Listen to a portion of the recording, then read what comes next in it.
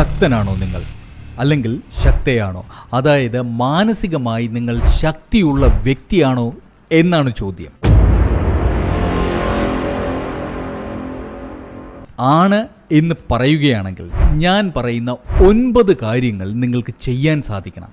ആ 9 കാര്യങ്ങൾ നിങ്ങൾക്ക് ചെയ്യാൻ സാധിച്ചാൽ മാനസികമായി നിങ്ങൾ ശക്തനാണ് എന്ന്, അല്ലെങ്കിൽ മാനസികമായി നിങ്ങൾ ശക്തിയുള്ള ഒരു വ്യക്തിയാണ് എന്ന് പറയാൻ പറ്റും. അതായത് നിങ്ങൾ മെൻ്റലി സ്ട്രോങ് ആണ് എന്ന് പറയാൻ സാധിക്കും.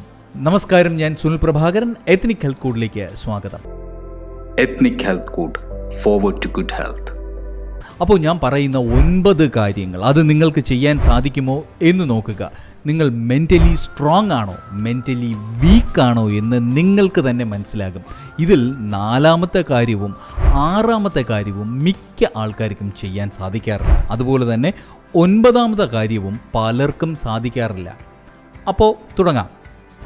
1.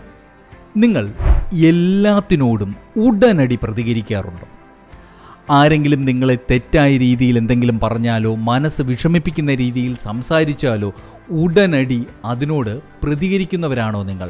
എന്നാൽ ആ ശീലം അത്ര നല്ലതല്ല എന്നാണ് മനഃശാസ്ത്രം പറയുന്നത്. മാനസിക ശക്തി വേണമെങ്കിൽ വികാര നിയന്ത്രണം ആവശ്യമാണ്. നിങ്ങളുടെ വികാരങ്ങളെ അടിച്ചമർത്തുക എന്നതല്ല ഇതിനർത്ഥം.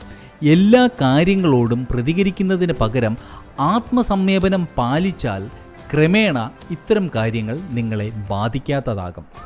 അപ്പോൾ 1ാമത്തേത് എന്ന് പറയുന്നത് എന്തിനും ഏതിനോടും ഉടനടി പ്രതികരിക്കാതെ നിങ്ങളെ വേദനിപ്പിക്കുന്ന കാര്യങ്ങൾ ആണെങ്കിൽ പോലും അത് ആത്മസംയമനം പാലിക്കാൻ നിങ്ങൾക്ക് സാധിക്കുമോ?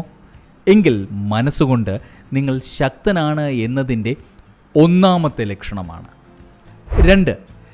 ചെറിയ പ്രശ്നങ്ങളെ വലുതാക്കി കാണാറുണ്ടോ? ചില ആളുകളെ കണ്ടിട്ടില്ലേ, അവർ ചെറിയ കാര്യങ്ങളെ വലുതാക്കി വലിയ പ്രശ്നമാക്കി കാണുകയും വെറുതെ ആശങ്കപ്പെടുകയും ഒക്കെ ചെയ്തുകൊണ്ടിരിക്കും. മനഃശാസ്ത്രജ്ഞർ ഇതിനെ കോഗ്നിറ്റീവ് ഡിസ്റ്റോർഷൻ എന്നാണ് പറയുന്നത്. ഇങ്ങനെ ചെയ്യുന്നത് കൊണ്ട് മനസ്സ് കൂടുതൽ സംഘർഷത്തിൽ അകപ്പെടുകയും മറ്റുള്ളവർക്ക് മുമ്പിൽ നിങ്ങളൊരു പ്രശ്നക്കാരനായി മാറുകയും ചെയ്യും.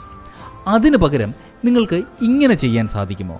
ചെറിയ കാര്യങ്ങളായാലും വലിയ കാര്യങ്ങളായാലും ശരി, അത് നിസ്സാരമായി മനസ്സിലേക്കെടുത്ത് പക്വതയോടെ കൈകാര്യം ചെയ്യാൻ സാധിക്കുമോ നിങ്ങൾക്ക്?